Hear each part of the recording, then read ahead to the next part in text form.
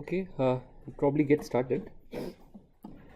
So far in this course, we basically started with a simple common source, and then to increase the gain, what did we do? What did we do to increase the gain of it? Yeah, what is that configuration called? No. To increase the gain of a common source amplifier, what was the next thing we did? We did cascode. And even in the cascode, we saw telescopic cascode as one, and the folded cascode, that's where you use PMOS and NMOS or different combinations. And in the last class, we looked at gain boosting as another technique to increase the DC gain further. And although I actually showed it only with telescopic cascode, you can do the same thing with folded cascode also, no difference. So now you guys know a bunch of techniques to increase the gain of your OTA, right? So now if all were nice and ideal, that's it, the course ends there. You don't need to learn anything. But unfortunately for you guys, or fortunately for me, that's not the case, because you'll have a lot of problems you deal with in practice. And in practice, it's nice to have problems, because only then as engineers, you all have jobs to do. And one immediate problem you might recognize is that if you take this OTA and say you try to measure the gain of this guy by feeding a sinusoid, and you do this experiment by varying the frequency of the sinusoid, what do you expect the gain to look like as increased frequency? It will go down. And why is that so? Because at higher frequency, those capacitors would be acting as short. Yeah, I mean, although remember the MOSFET looks plain, harmless and simple like this from the outside, just like people, it hides its true nature inside in the form of parasitic capacitors between each of its terminals. Right? Between each of its two terminals, you will have some parasitic capacitance, and at high frequencies, they kind of act like short circuit and drop the gain. So it means now you can no longer define a particular number A and call this to be the gain. Your gain must be a function of frequency, so we use the Laplace transform. And the standard form to write any transfer function like this is A0 into, say, 1 plus S by Z1, 1 plus S by Z2 divided by 1 plus S by P1. Right? So here what is A0? It is a DC gain. So that is essentially the gain that you have been evaluating so far, that GM R0 whole square and so on. And what is Z? Z is 0 or pole? 0. P is poles. So that's what you have to do next. We need to find where are the locations of poles and zeros in our amplifiers. So as usual, we'll start with a simple common source, common drain stages. Understand the locations of poles and zeros exactly there. And based on that understanding, we'll qualitatively get estimates of pole zeros in other complicated structures. Okay. And even before that, let's try to make sure everyone is on the same page with respect to basics of poles and zeros. So I'll do a quick recap of important things that you might have to remember with respect to poles and zeros. So we'll start with poles. So first thing about poles is, please remember the number of poles in your system is the maximum number of independent state variables that you can initialize. It is the maximum number of independent state variables you can initialize. Now, with respect to circuits, state variables belong to those elements that can store energy. So, what circuit elements can store energy? Capacitors and inductors. So, state variables in circuits are essentially the capacitor voltage and the inductor current. And in our course, we will not consider inductors. So, for what that matters in this course, the number of volts is the maximum number of capacitor voltages you can initialize in a circuit. Okay. So, we'll see shortly with an example. Now, the second thing is, please recollect that poles are characteristic of a particular system and they have no connection to where you apply the input or what you define as the output. Okay, so you'll say that poles are independent of input and output. So poles basically capture the so-called natural response of your system, or the other way to interpret is, simpler way to see is, say if a capacitor has some initial voltage in your circuit, poles describe the way in which this capacitor voltage changes with time. There's no connection to what the input is, what the output is. Okay. So which means, let us say now we take this simple circuit, okay, and you are asked to find the pole location or the number of poles. As we just saw, the pole locations don't depend on the input or output, so you don't need to consider the input. I can make the input 0. So I make the voltage source 0, this becomes a short. So this is the basic circuit that we will consider for considering, this is kind of, this is how we'll do for finding the pole pole locations. And here the number of capacitor voltage you can initialize is just one. We have one capacitor, so it's obvious we have one pole. Now say I cascade one more RC. Now how many capacitor voltages I can initialize in the circuit independently? 2 capacitor voltage, both voltages can be initialized independently. So number of poles is 2, trivial. So let us say I add another capacitor like this. So now how many capacitor voltages can be defined or initialized independently? Why?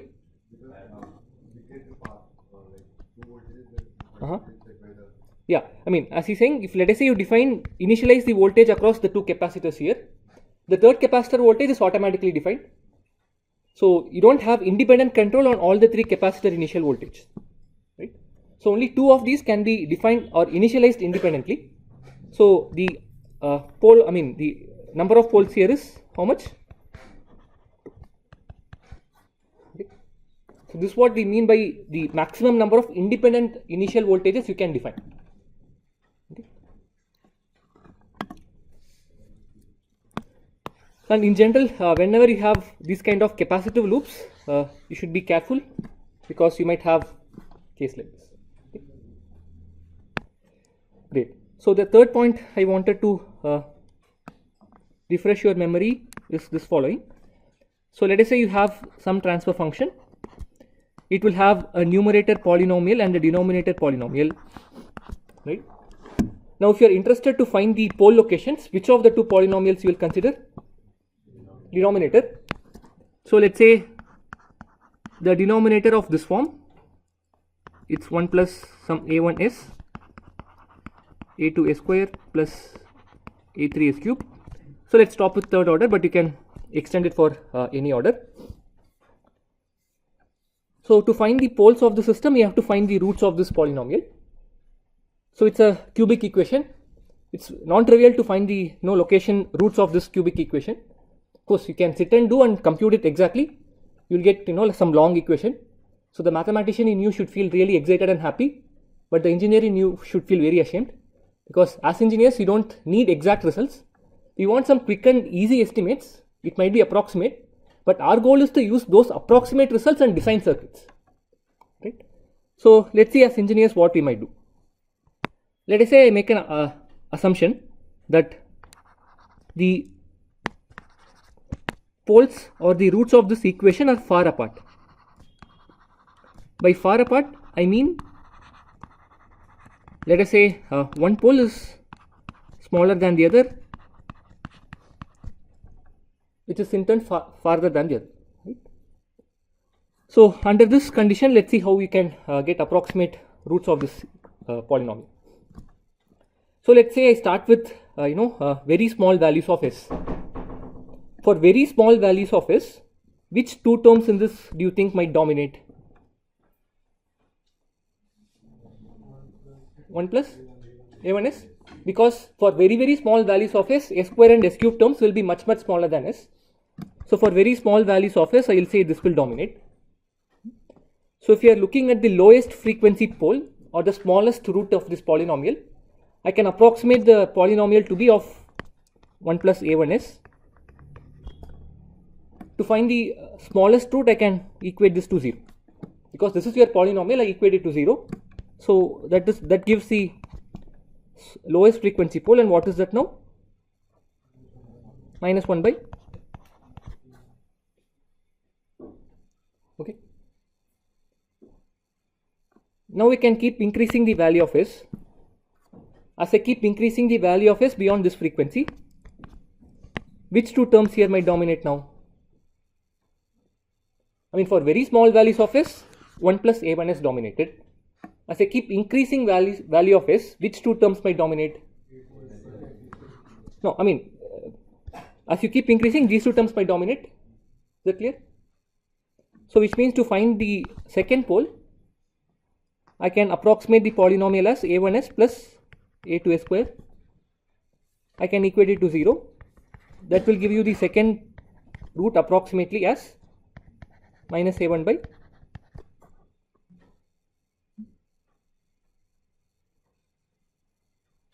So I will take this term, right?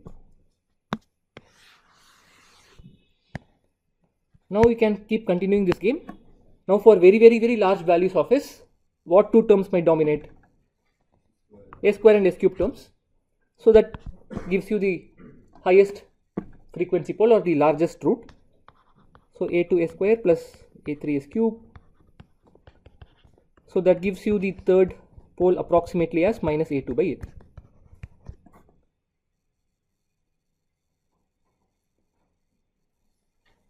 So this is one simple way in which you can get approximate pole locations under the assumption that the poles are far apart.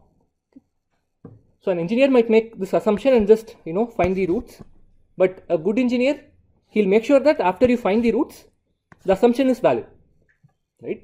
That's what differentiates a bad engineer and a good engineer, right? It's okay to make approximations or assumptions and make your life simpler, but after you get the result, you make sure the assumptions you made were valid. If they are valid, which means it's consistent. Okay. So now let us say you can find the pole locations approximately as ratio of polynomial coefficients. So I'll show you one statement next. Tell me if that statement is true or it's a misconception. So true or misconception. This technique of finding the using this ratio of polynomial coefficients as the roots will also give you complex roots. Can this technique give complex roots or no?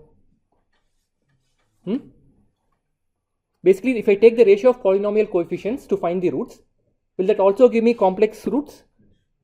Yeah, why not?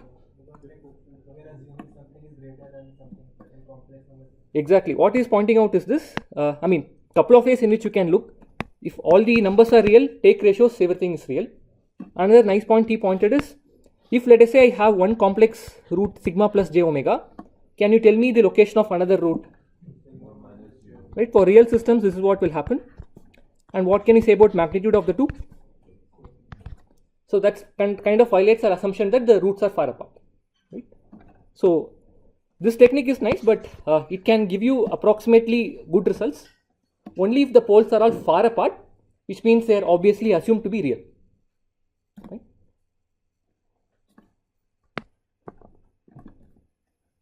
Okay. So now the another point I want to discuss is this. So let's say I take this third order system itself. So I know I have a third order system. So how many capacitors I should have in my circuit minimum? At least 3 I should have. I don't have inductors, right? So only 3 capacitors. So let us say I have 3 capacitors like this. And in addition, the circuit has a bunch of resistors, transconductors, etc. Something. And so, I mean, simplest example is, let us say you can have something like this, simple cascade of RC sections, something, right? I mean, you can have more resistors, right? I mean, just a simple example I'm showing. So now, let us say I try to write the denominator polynomial now. Let's say I have the constant term, which is 1, normalized to 1. Now I have the S term. So tell me, the S term will be coming here because of the capacitors, resistors, or the transconductors? Huh? Capacitors, why?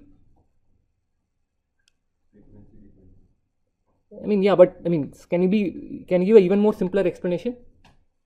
I'm saying S term, everyone is convinced that it is coming due to only capacitance. I'm asking a simple reason why so. Yeah, it's all correct. I'm not saying it's incorrect. I mean, can you give me a more simpler reason from math point of view? Impedance? Yeah, okay. That's what everyone is hinting correctly. But what you are saying? Yeah, I mean, if you look at the impedance of a capacitor is 1 by, I mean, we are looking at S, right? SC. So an S term in a transfer function can never come alone. It will always be accompanied by capacitor or inductor. I mean, it is like, a small baby, right? I mean, you cannot have a small baby coming all alone to a supermarket and shopping. You find a small baby roaming in a supermarket, it means it is accompanied by its parent somewhere. Same thing, S cannot come alone. It is always accompanied by C or L. So here the S term, you guys guessed it correctly, it is coming due to the capacitors.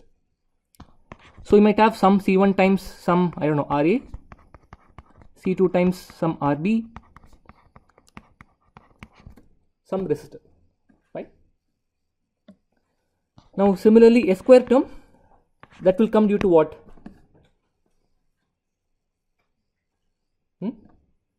Yes, yeah, it's also coming. It will also come due to capacitors. Can you give me slightly more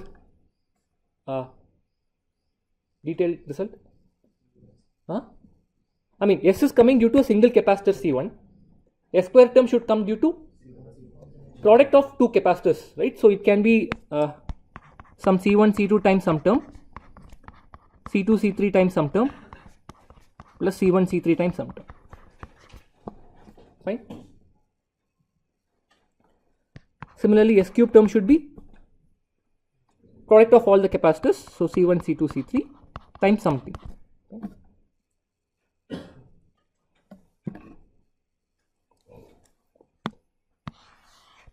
Okay.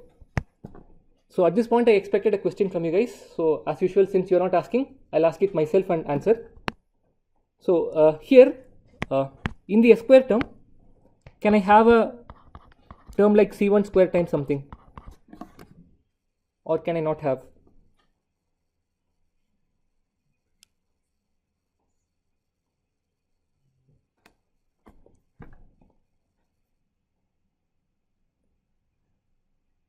I mean, first of all, do you guess? You can have C1 square term or no?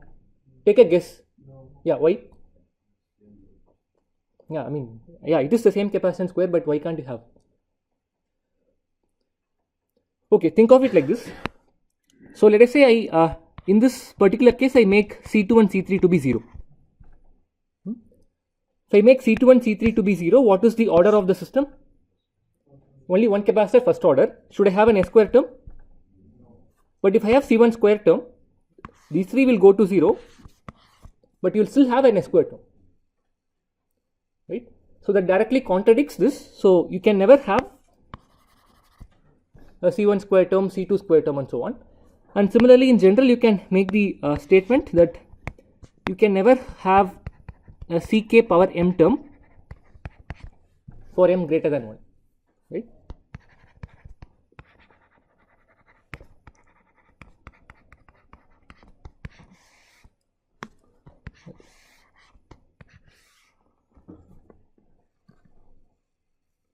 Okay, great. So now if this is clear, based on this understanding that the roots of a polynomial can be obtained as ratios of the polynomial coefficients, and the polynomial coefficients contain information on all the capacitors. Tell me if the next statement I show is true or that is a misconception. So let's play this game, true or misconception. One can always associate a node or a capacitor with a pole. That is, you can always write a pole to be 1 by capacitance at that node times the resistance at that node.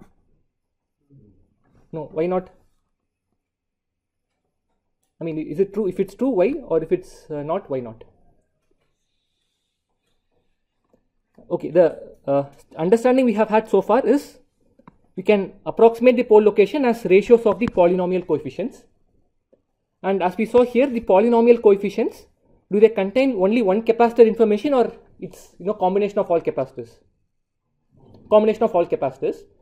So if I say that a pole is coming due to one particular node or one particular capacitor, which means the pole location should contain only information on one capacitor. But if you take the ratio, it's obviously not the case. Is that fine? So in general, you cannot make the statement that you can always associate a node or a particular capacitor to a pole. But under some conditions, you can say that, and what that conditions might be, we will see next. But this is in general not true. You cannot generally say that, you know, the capacitance at a particular node times the resistance at a particular node gives me the pole location. If so, in this case, the capacitance at this node is only C3. So a pole should be coming only due to C3. But as you take the ratios, you see it's not the case. You will have all capacitors added. Great. Is this clear? Okay, so now you guys are getting better at this game. So let's play one more game. So based on whatever you have learned so far, tell me if this statement is true or misconception. True or misconception, analog circuits is very difficult to learn. True or misconception? It's misconception, man. Okay. So let's move on. So let's see under what conditions you can make the assumption that, you know, pole can be a capacitance at the node times resistance at that node. And for that, let me start with a simple example. So let's say I have this network. So can you tell me the location of this pole here? 1 by?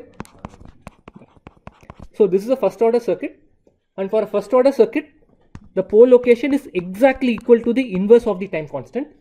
So here there is no confusion, right? So that is one case.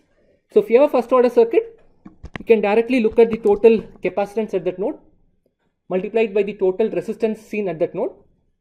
Take the inverse of it, that gives you the pole location. So this is one simple case where you can make that statement. So then let's look at another example.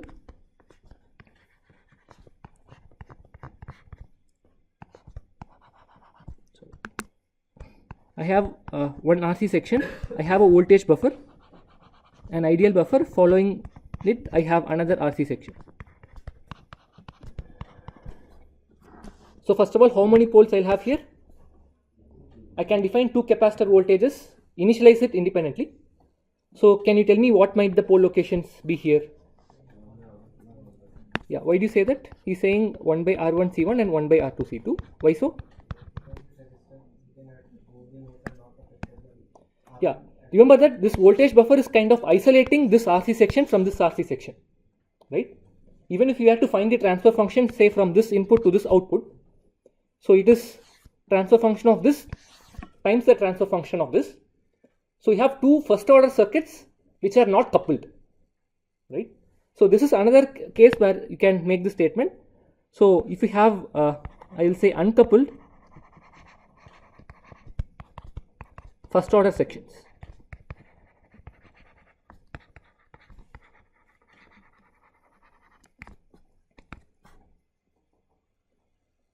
If you have uncoupled RC sections like this, then once again you can make the statement, right? Okay. So then let's look at another case where you might be able to make statements like that. So let's say I take a second order RC.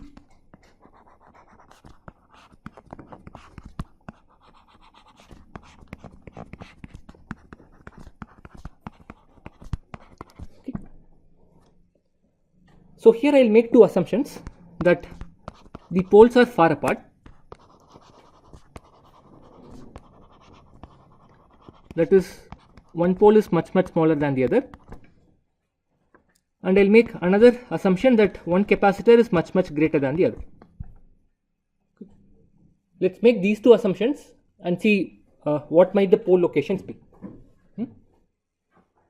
Okay, so let's say I start with very low frequencies. At very low frequencies, what can you say about the two capacitors? At very low frequencies, what can you say about the impedance of the capacitor? Open or short? I mean, I see short, I hear short also. 1 by j omega c. For omega equal to 0, what is it? Open circuit. So for if I start from very, very low frequencies, both capacitors are open, right? Now let us say I keep increasing the frequency. As you increase the frequency, the impedance of a capacitor increases or decreases? Decreases. And I know C1 is much, much greater than C2. So if I keep increasing frequency slowly, the impedance of which of the two capacitors will start to drop first? C1. So now the first pole, do you think will be contributed by C1 or C2 then? I'm starting from very low frequencies, both are open, right? Now as I keep increasing frequencies, this guy has started to, the impedance of C1 has started to drop. So which means the pole is contributed by which capacitor now? C1. I mean, remember that if the transfer function starts to drop is when you have a pole. Now the impedance of C1 is what is starting to drop first. So it makes sense that the pole is contributed by C1. Now when C1 is contributing to the pole, what comment can you make about C2? You can assume it to be open because C1 has just started to drop, which means C2 might still be open. Okay. So which means at low frequencies where C1 has just started to contribute to the pole, I can redraw the circuit this way. C1 is contributing, but C2 is open, right?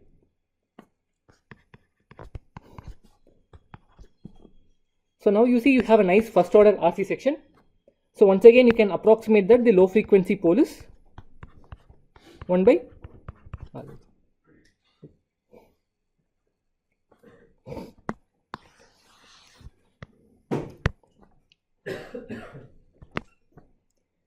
Now let's keep increasing frequency further. Now I keep increasing frequency. After some frequency, C2 will start to deviate from the open circuit behavior. Now at the frequency where C2 is not behaving like an open circuit, what can you say about C1? C1 might be a short circuit, right? So which means at very high frequencies where C2 is starting to contribute to the pole, I can redraw the circuit this way. C1 is a short, whereas C2 is just starting to contribute.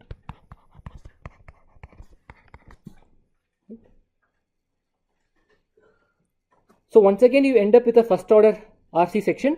So what is the pole now? 1 by R2C2, right? R1 is essentially useless.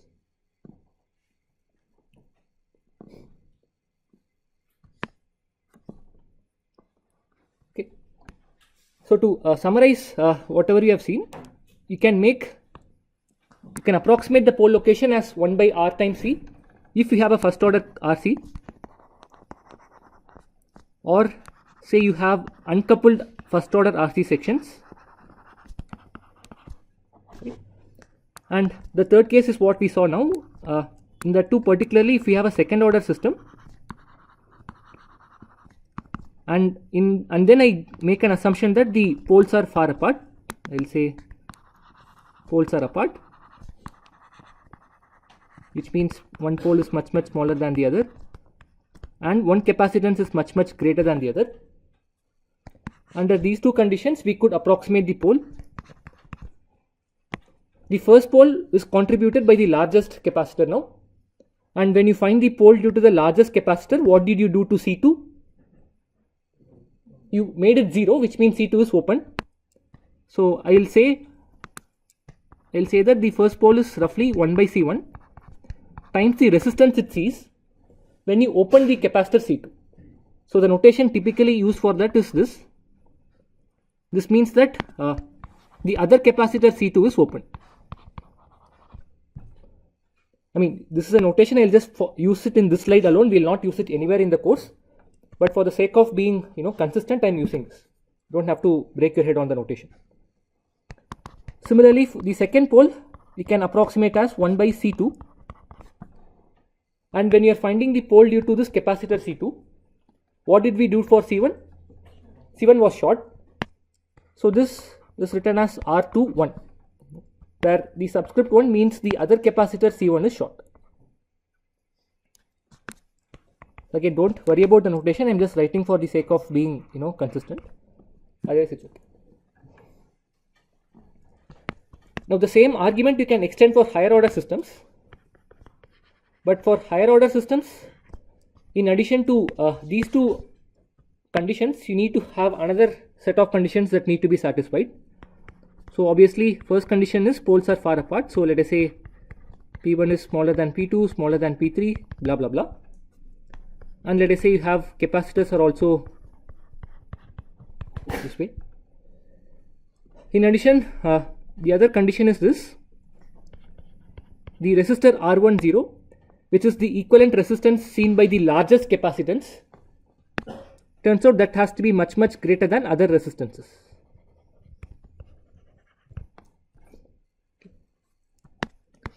And in addition, the other resistances, they should be of similar value. We'll say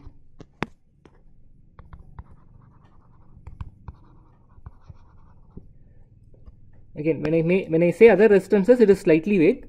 So to be strict, other resistances, I mean all possible combinations. That is, if I look at the resistance seen by C3 when both C1, C2 are open, when both C1, C2 are short, all combinations, when you do that, the resistance must be of similar order. Now, although this might look like a lot of assumptions, if you actually look back at our OTA example, let us say our OTA is driving a large capacitive load. So this capacitive load might be larger than the parasitic capacitors inside. So obviously one condition might be satisfied easily. And if you look at this guy, R10 is the resistance seen by the largest capacitance. Here largest capacitance is CL. Resistance seen by this is the output resistance of the OTA, and that typically is small or large? Large. So typically this will also be satisfied, and the other condition we'll not worry about it so much. I'm just writing it for the sake of being complete. Strictly if this is satisfied, only then you can make approximations like this, but otherwise also it's okay. We'll not worry about it so much. We'll assume that it's getting satisfied and move on. So which means, now tell me, if I have three capacitors like this, C1 greater than C2 greater than C3, lowest frequency pole will be due to which capacitor now? C1. And to find the pole due to C1, what will I do for C2 and C3? I'll open them. Very good. Now the second pole will be due to C2. To find the pole due to C2, what will I do for C1? And what will I do for C3? Right? For finding C3, what will I do for C1, C2? I'll short both of them. Okay. Now you might also have a case like this. Sometimes you might find that I just know one capacitor is much greater than the other two capacitors, but you might not know the relative values of the other two capacitors, right? In that case, again, C1 being the largest capacitor might contribute to the lowest frequency pole, assuming R10 is also very large. So to find the pole due to C1, you will do open circuit other two capacitors. But now you can't take the C2 and C3 in isolation, because you don't know the relative values of them. So you have to consider them together. But when you consider them together, what can you say about C1? C1 is short, because C1 is much greater than the other capacitors. Okay. So this is what we'll typically do. I mean, it will become more and more clear as we do some, we'll do the examples. Okay. So I'll just show probably a couple of examples and then move on. And as we do more and more calculations with our amplifiers, you will get used to this. So let's say I take this for example. Same second order RC, but I'll make change that. Here C2 is much greater than C1. This is condition that you know. So now to solve for the poles, you can assume that the poles are far apart. So I'll assume that P1 is much smaller than P2. Now the lowest frequency pole will be due to which capacitor? C2. And when you find the pole due to C2, what do you do to the other capacitor? I'll open C1. Again, it reduces to a first order RC circuit. Capacitance is C2. What is the resistance it sees? It's R1 plus R2. Okay. Now we can do the high frequency pole similarly. So if I do the high frequency pole, what will I do for C1 at high frequencies? I'll short C1. So you just have simple RC. Oh, sorry, I short C2. I'm sorry. Yeah, again, I'm checking if you're all paying attention. Yeah. So if C2 is short, what is the capacitor remaining? C1. And what is the equivalent resistance seen by C1? R1 and R2 are put in parallel. So this is C1 times.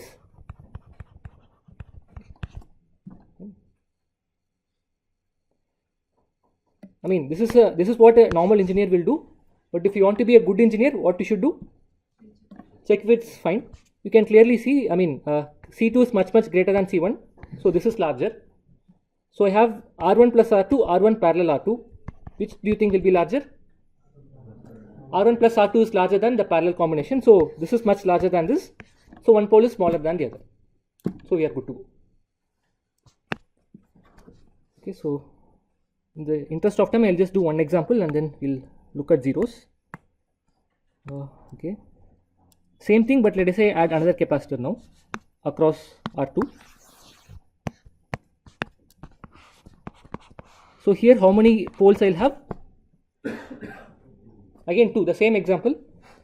So once again we'll do the same thing. C2 is much greater than C1 and C3. But let's say I don't know the relative values of C1, C3. To find a pole due to C2, what will I do to C1, C3? So C1 is open, C3 is open. I have C2, R1 plus R2. This doesn't change. Okay. So now, now at higher frequencies, what will I do to C2? I'll short. So let's say I short it here. So once again, you have only first order case. C1 and C3 are in parallel. So the total capacitance will just become C1 plus C2.